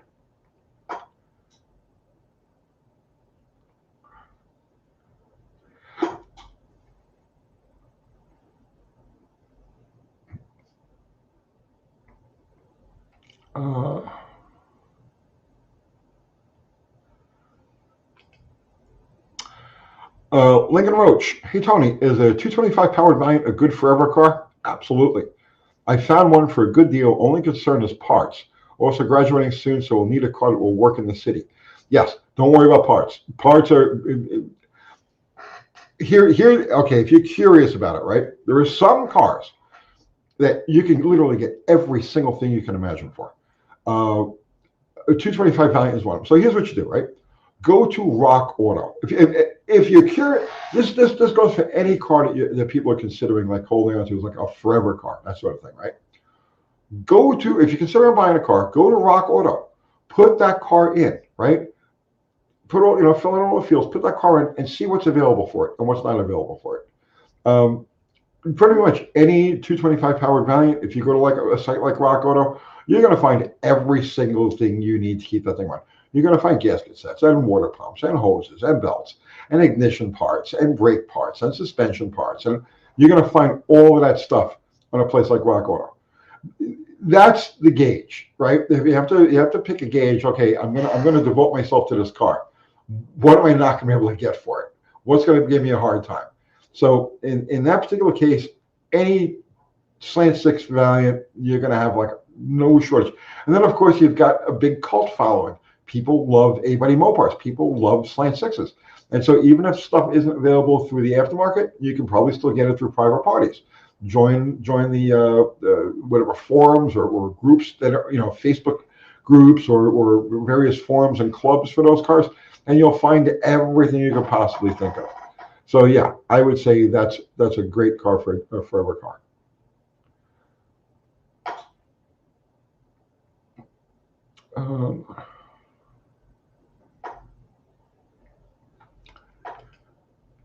Kevin Smith is saying, I hope patina is a dying fad. I hate it. I go both ways on that, okay? Fake patina, no, I hate it. It's ridiculous. It's absurd to me, okay? Real patina, and I'm not talking about just like a faded paint job. I'm talking about patina, right? This thing's been sitting. I love that. If it's an honest, real patina, if this is the car's history, you know what I'm saying? And this is where it had the gouge, and this is where it had some parking lot dings, and this is where the paint peeled off the hood and the roof, and it rusted over. Well, that's fine. That's the car's history. And if the car's still solid and intact, and it wears that patina like evenly, and yeah, then that's my favorite kind of car. I realized we went to a car show several years ago, right? And Kathy Bananas and I were going to this car show, okay? And it was a Mopar show, and there were like hundreds and hundreds of cars, and there were just beautiful cars everywhere, right? Like pristine, perfect, original Survivor and restoration and blah blah blah blah blah. And as we're walking along, okay, like off in the corner was a 70s Super. I'll never forget this. It was a burnt orange 70s Super B, right? And it was rough, okay? Now it had rust holes behind the wheels, not giant, big gaping rust holes, but rust hole, okay? And the rear quarters, it had some dings and dents. The paint was the paint was dead, but it was original. And as we were walking past it, both of us, without talking to, because she's been around, you name it, she's been there and done it and got the t-shirt, right? Everything from Top Fuel Dragster to Mopar swap meets. Okay, she's been there. So as we're walking along, both of us at the same time started walking towards this Super B. I didn't say something to her. I was like, let's go check out the Super B. She didn't say anything to me. We just automatically gravitated our direction towards that Super B. And that's the one that we most noticed. That was because it was an original car. It wore all of its history on its and like I thought it was beautiful. I thought it was perfect. I would never change that car.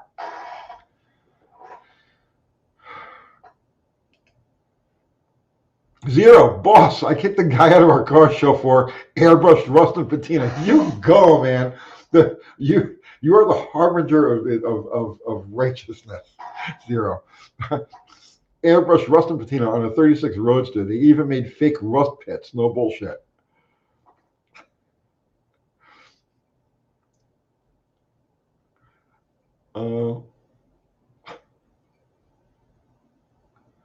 Yeah, fake patina is disgusting. Real patina, it's the car's history. It's the car's history.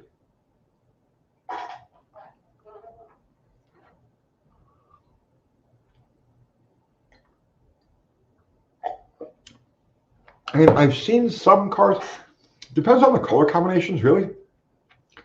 Fords especially, where they used a red primer. Ford, I could be wrong.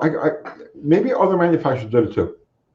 But Ford, I've seen Fords with like white and red primer, like two coats of primer. Maybe they use one coat to protect the metal and another coat to match the outward color on the paint, or the final color on the paint. But some cars have a beautiful patina, like where it's not just to be different or anything like that. It's that as they fade, and those layers come up.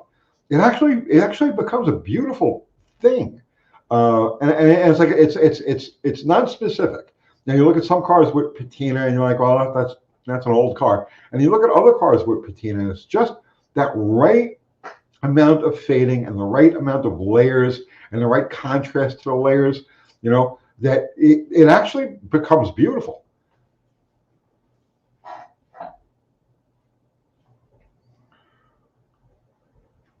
For some reason, I always think of Fords when it comes to because you look at 60s Fords seem to have the most beautiful patina.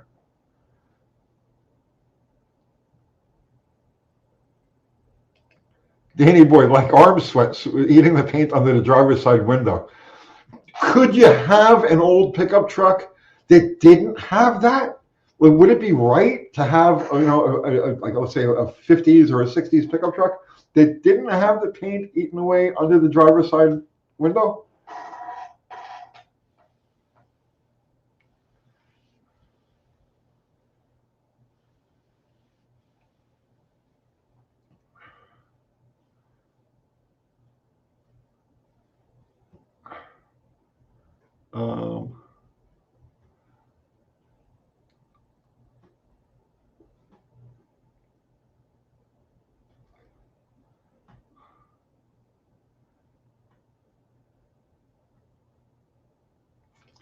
Um, Joker, like 1990s and 2000 cars were old enough now to have a few decades of rust and wear on them.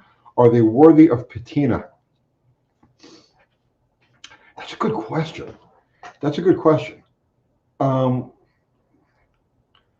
It's hard to say, So you get to the 1990s and the 2000s, and you've got the jelly bean cars, right? I don't know. I don't think that style of car lends itself, like when you look at a 60s car, which is mostly crisp lines and subtle curves. It works well on them. When you look at a 1990s or 2000 car, I don't think that aero shape really lends it. That's what it is. That's what it is. I think that the aero shape, right, doesn't lend itself to patina. It's kind of like contrasting, right? The aero shape is new. You know what I mean? Even if it's old, right? But you know what I'm talking about, right? It's supposed to be slick. It's supposed to be smooth. It's supposed to be clean. So when you patina something like that, it doesn't really work right. Okay. But when you go to an earlier car, 70s, 60s, and earlier cars with those straighter lines, the crisper lines, they look old. They look vintage. Kind of like, it's almost like Cudas and Challengers don't really look good in patina. You know, 71 satellites, Roadrunners, that sort of thing. Don't really look good in patina. But 66, 67s, perfect, right? Does that make any sense? I think it depends on the body style, the era of body, whether or not that works.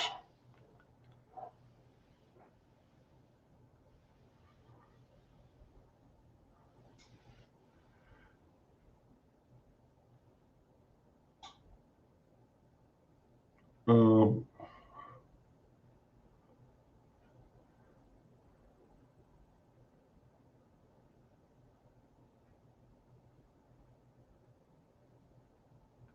I'm just scrolling back.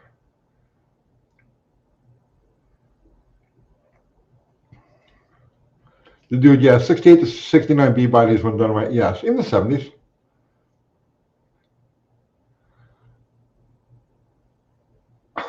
Torino Elite. I don't need any fake patina on any of my vehicles. They're all hammered.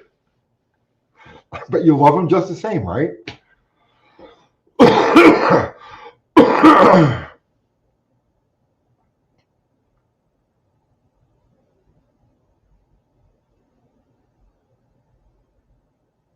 Oh,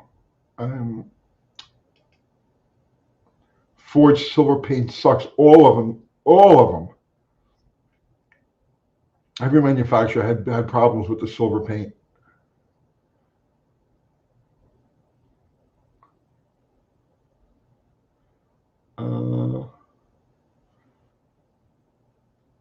I'm just scrolling back through here, guys. Scoop 2,000 cars, the paint just flakes off. Oh, the Chryslers are the worst. The clear coat just.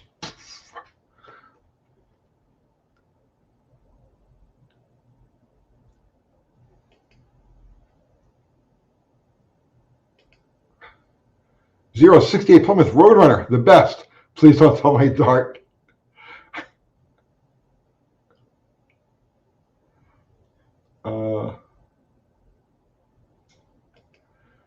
Mexican Spec says, I dislike intensely silver cars. It's not a color. Yeah, no. I yes and no. Look at the Silver Bullet. Could the Silver Bullet have been anything if it wasn't this? You know, I wore that color really well, man.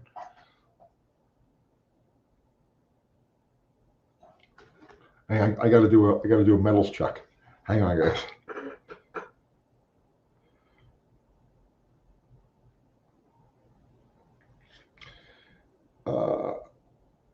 And at 849, we've got gold at $4,404, up $85.32. That's almost 2% gain. And silver is at $75.56, up $3.90, 5.45%. So yeah, okay, you're going up. Whee!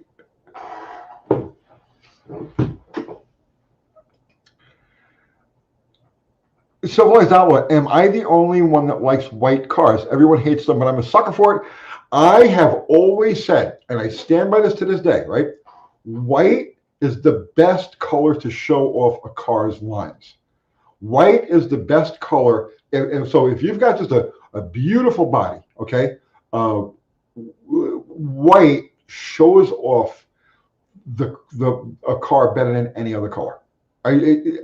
Like okay, you can have a homely kind of car or a car that's just so attractive, and then pop it up with paint, different colors of paint. Okay, but if you've got a car that starts off beautiful, right, where it's just like, yes, that's perfect, nothing will show off the car itself better than white.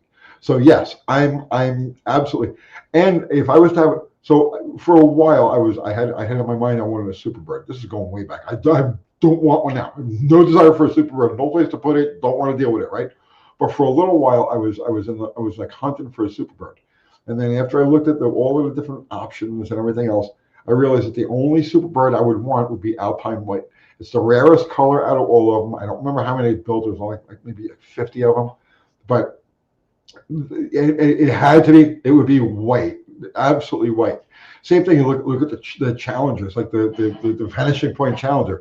It's the most beautiful car because it's white. Or I should say, it's a beautiful car, and it shows off really well because it's white. It doesn't look that good in any other color. I think, like, I don't know, the high impact colors are beautiful, but I believe that they detract from the Challenger's crispness. And does that make any sense? The white shows it off.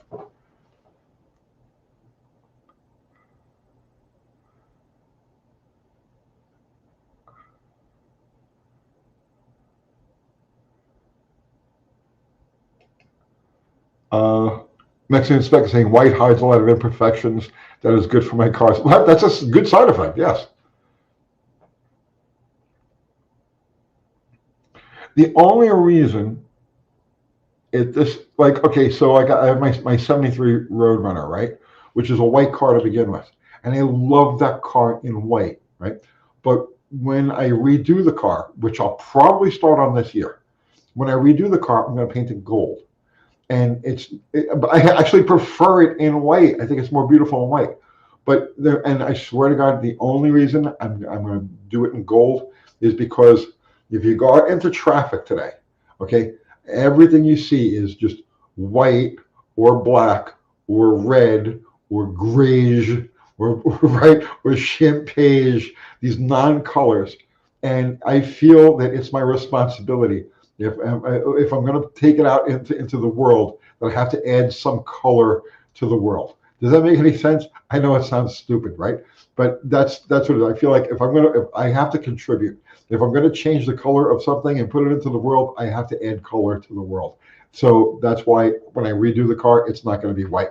My regret with the Charger is that I did it black.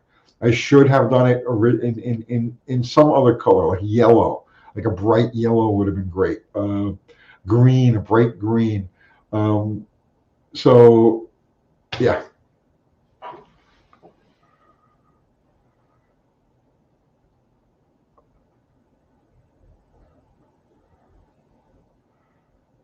Uh,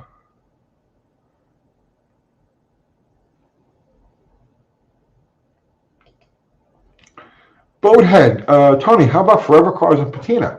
Do you let that age keep deteriorating or repair? No, you arrest it. You arrest it. Um, Surface rust, like over the hood, over the roof, over the trunk lid. If it's there, you can seal it. You know, you can clear over it. But for the most part, surface rust on those flat areas like that, it never extends. It'll never really soften the metal. I've seen cars sitting in the woods for like 50 years, and the metal is all completely rusted over but solid. So it's dirt that it's dirt that holds the moisture to the metal. As long as you can keep the dirt off of it, it won't get any worse. It's not going to dig any deeper into the metal. You're not going to get the deep pits. So occasionally washing the top of the car will keep that rust from getting any worse. Same thing with like rust holes and like the bottom of the quarter panels and stuff like that. Keep it clean. Just keep it clean, right? Clear around it or over it, and just keep it clean, and it won't go any further. It's just a matter of neglect. If you neglect it, it gets worse. If you stay on top of it and you keep it clean, it won't get worse, and just leave it.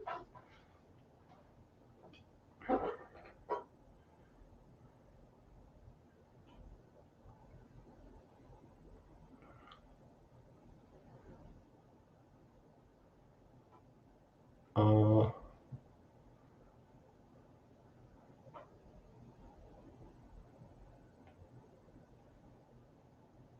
Richard Hayes. Hey, Richard Hayes, how are you? I'm just scrolling back up.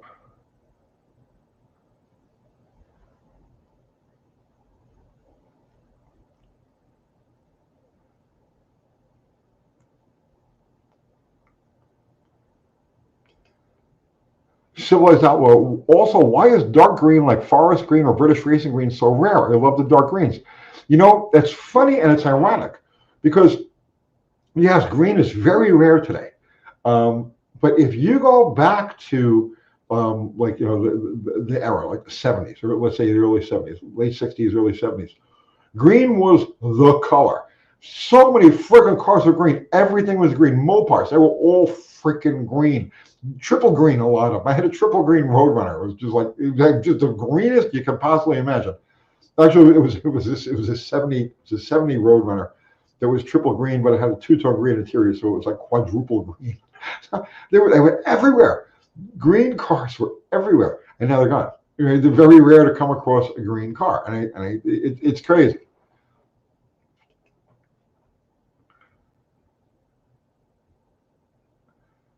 Um, yeah, like Bullet Mustang green, yeah.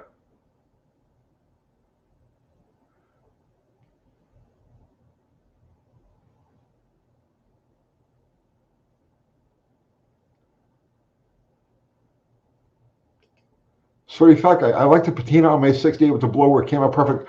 I agree. That's a beautiful car, bro. I absolutely agree. 110%. I would be proud to have that thing.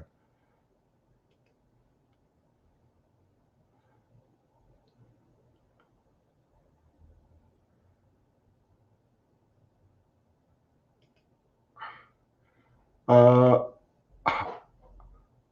Agostino Di Bella. Tony, do you think the government relaxing fuel economy standards will bring V8s back? There are so many other issues. Like if we were in more, like, quote, right, quote, if we were in more normal times, 20 teens and like before, I'd say, yeah, it would probably bring a bunch of, but where we are right now, like in the automotive world, I don't think it's going to make any difference. There are so many other issues, like really big issues facing the automotive world. And I don't mean us necessarily, maybe like, new cars. That I don't think anything's going to make a difference at this point. I think the only thing that may with this rebalancing or refurbishing of the rules, right? Relaxing of rules, is I think the only thing that may be a big thing coming forward is going to be the opposite of what you're talking about. I think the K cars, the K, not Chrysler K cars, but those little Japanese things. I think those can be a huge growth market. Like, I would be investing my money in the companies that are going to be building and marketing those cars here in this country. I think there's a real need for that. So, but no, I don't see V8s coming back. People can't afford the cars. I mean, repos are at all-time highs. Defaults across the board. New car transaction price is not $50,000. The average transaction price is $50,000. Just no. Nothing's going to help this.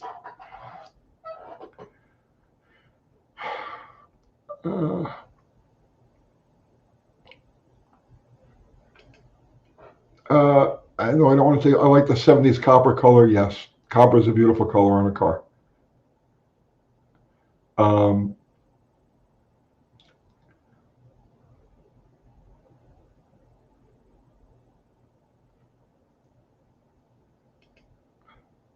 Joker is saying the Ram TRX Hellcat is coming back, six-figure price. Right, six-figure price.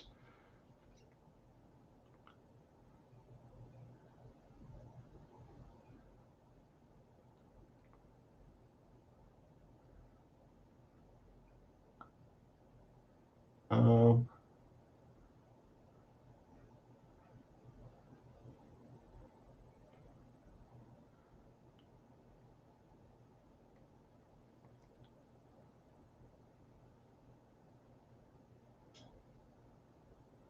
I'm just scrolling back up here, guys.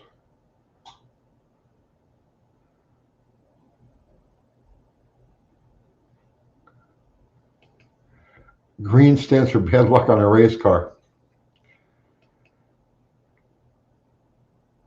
Yeah, I could think of a couple of, Johnny, want to talk about, but yeah, I could think of a couple of examples where green actually did turn out to be a bad luck color.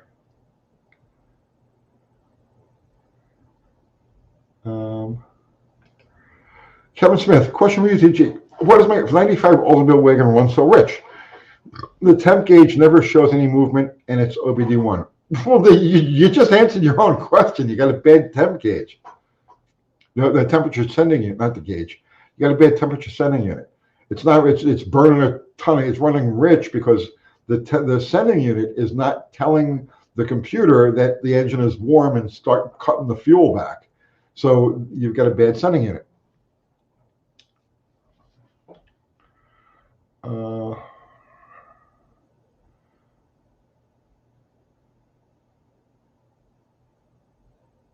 Let's see.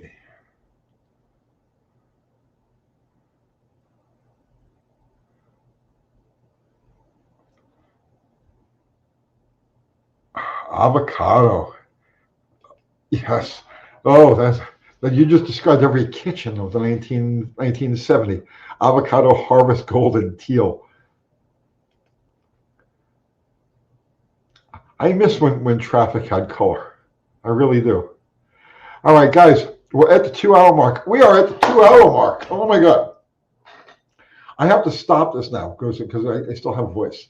So that's it. And it was our first official live of 2026. I can't believe it's 2026. This is the beginning of our 8th year of doing YouTube videos. And I could not be doing it without you guys. And I am eternally grateful for your clicks and your times and the occasional thumbs up. You could hit the thumbs up on the way out. It does help the channel, but just asking, right? Olive is in the house. What's happening, Olive? I'm sorry, baby. I'm on my way out. So our awesome mods, Mexican Spec, Fubar, Zero, guys, thank you so much, as always. Everybody who contributed with Super Chat, it's never expected, but always appreciated. And everybody who contributed with your presence and your conversation, thank you equally.